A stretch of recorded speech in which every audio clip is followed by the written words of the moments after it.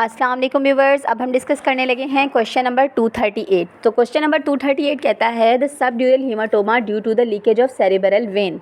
ठीक है, अब यहाँ पर ना इस टेबल में दो चीज़ें दिखाई हुई हैं। एक तो हीमाटोमा बताया हुआ है, haematoma is basically the collection of blood, और दूसरी हैमरेज बताई हुई है। तो हैमरेज में बेसिकली क्या होता है, इन्फाक्शन होता है, आपकी ब्लड वेजल्स जो हैं वो रप्चर हो जाती हैं और लीकेज ऑफ ब्लड होता है। ठीक है, तो अब यहाँ पे दो तरह के हेमाटोमा हैं, एक एपीड्यूरल हेमाटोमा है और दूसरा सब ड्यूरल हेमाटोमा है।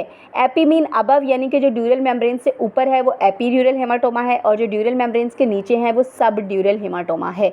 तो पहले हम एपीड्यूरल हेमाटोमा के बारे में पढ़ेंगे, फिर हम वन बाय वन बाकी सारों के बारे में पढ़ेंगे। तो व्हाट इज़ एपीड्यूरल हेमाटोमा? तो एपीड्यूरल हेमाटोमा के बारे में यू नीड टू अंडरस्टैंड कि basically collection of the blood above the epidural space. ठीक है, अब क्यों होती है कलेक्शन, पहले तो मैं आपको बता दूं व्हाट इज़ एपीड्यूरल स्पेस। ठीक है, हम जो जब लंबर पंक्चर करते हैं तो हम जहाँ से सीएसएफ ड्रेन करते हैं वो भी हमारी एपीड्यूरल स्पेस होती है। ठीक है, तो मैं आपको बता देती हूँ पहले व्हाट इज़ एपीड्यूरल स्पेस। तो सबसे पहले हम रिवाइज़ करते हैं ब्रेन की लेयर्स को। सबसे अंदर वाली जो मेनिंजियल लेयर होती है दैट इज़ पाया, और पाया के बाद जो बाहर होती है दैट इज़ अरेक्नॉइड, और अरेक्नॉइड से बाहर जो होती है that is dura. PAD pad करके आप इसके निमोनिक को याद रख सकते हैं, pia mater, arachnoid mater and then dura mater. ठीक है, अब ये जो ड्यूरा मैटर है इसके ऊपर जो स्पेस है between the skull and the dura mater, जो स्पेस है it is called epidural space. तो अब अगर स्कल को कोई ऐसी चोट लगे जो कि जिसकी वजह से ब्लीडिंग हो, तो सारा का सारा ब्लड कहाँ पे कलेक्ट होता है? एपीड्यूरल स्पेस में कलेक्ट होता है।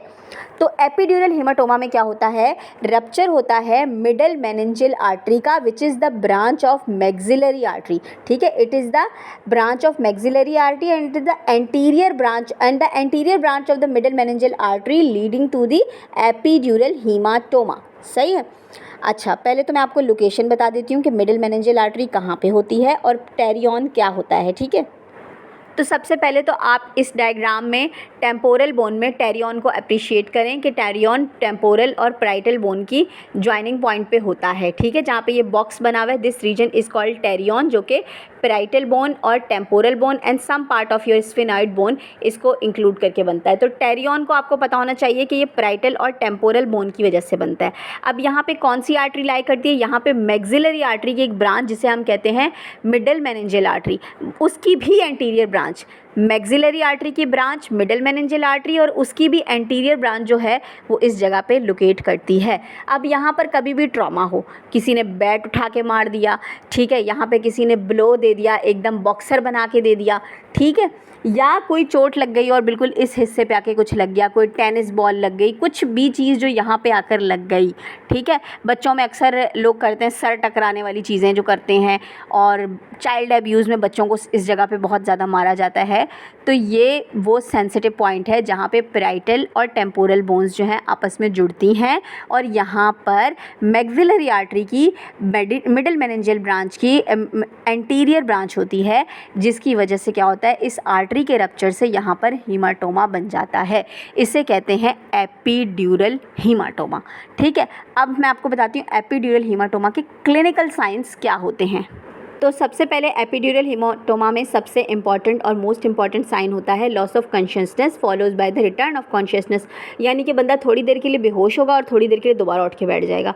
तो this type of loss of consciousness followed by the return of consciousness is called the lucid interval, यानी बीच बीच में कभी कभी बेहोश हो जाना। ठीक है, पेशेंट हेडेक के साथ प्रेजेंट करेगा, डिटोरिएशन ऑफ कॉन्शियसनेस के साथ प्रेजेंट करेगा, और इसमें थर्ड नर्व पाल्सी होती है। थर्ड नर्व पाल्सी क्या होती है? ओक्यूलोमोटर नर्व।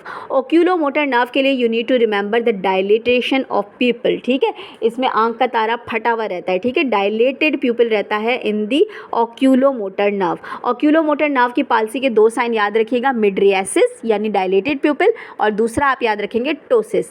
ठीक है, तो ओक्यूलोमोटर नर्व पाल्सी होती है। प्लस आपको ये पता है कि हमारा जो एंटीरियर ब्रेन होता है वो मोटर एक्टिविटीज़ में इन्वॉल्व होता है और कॉन्ट्रालैटरल मोटर एक्टिविटीज़ में इन्वॉल्व होता है, यानी कि हमारा राइट कॉर्टेक्स जो है वो left side of the body की मोटर एक्टिविटीज़ में इन्वॉल्व होता है और जो हमारा लेफ्ट कॉर्टेक्स है वो right side of the body की एक्टिविटीज़ में इन्वॉल्व होता है। तो weakness and paralysis on the side of the body opposite to the injury, और क्योंकि ब्रेन इंजरीज़ में है तो सीजर्स भी हो सकते हैं, हाइपोक्सिया ऑफ ब्रेन की वजह से इनवॉलेंट्री मूवमेंट्स हो जाती हैं। तो आपके यहाँ पे भी यही लिखा हुआ है रेफ्यूला में कि लेंसेट शेप। अब ये भी होता है कि हीमाटोमा की शेप कैसी होती है, तो सीटी स्कैन पे अगर आप देखेंगे तो क्योंकि ये बिल्कुल आपके मेनिंजीज के नीचे होता है और एक छोटी सी जगह पे बना होता है, तो ये लेंसेट शेप लेंटिफॉर्म बाइकन्वेक्स जो है हीमाटोमा होता है, involving the pterion, the thinnest area of the skull and temporal bone, जहाँ पे पैराइटल और टेम्पोरल बोन मिलती हैं, और इसमें ल्यूसिड इंटरवल होता है इन विच क्या होता है कि आपका थोड़ा सा कॉन्शियसनेस वाला और थोड़ा सा अनकॉन्शियसनेस वाला स्टेट आता है। और क्रेनियल नर्व 3 की पाल्सी होती है जिसमें मिड्रियासिस और आपको टोसिस मिलती है। ठीक हो गया।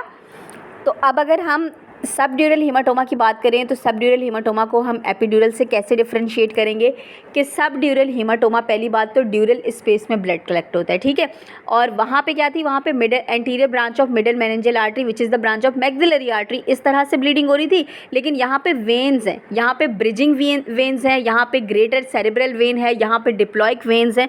इनकी वेन्स की ब्लीडिंग की वजह से क्या होता है, सब ड्यूरल हीमाटोमा होता है।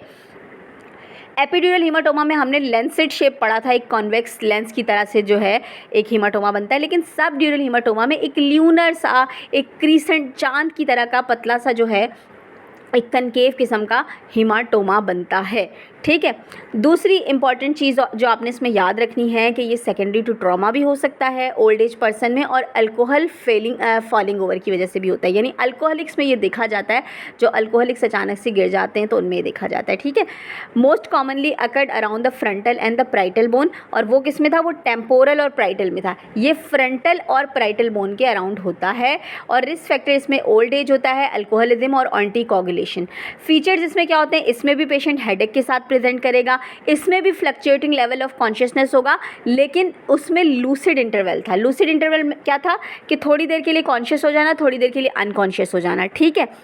और सब ड्यूरल हीमाटोमा में इंट्राक्रेनियल प्रेशर रेज्ड होगा, जबकि एपिड्यूरल हीमाटोमा में इंट्राक्रेनियल प्रेशर रेज नहीं था, इसके बदले में क्या था, ऑक्यूलोमोटर नर्व पाल्सी।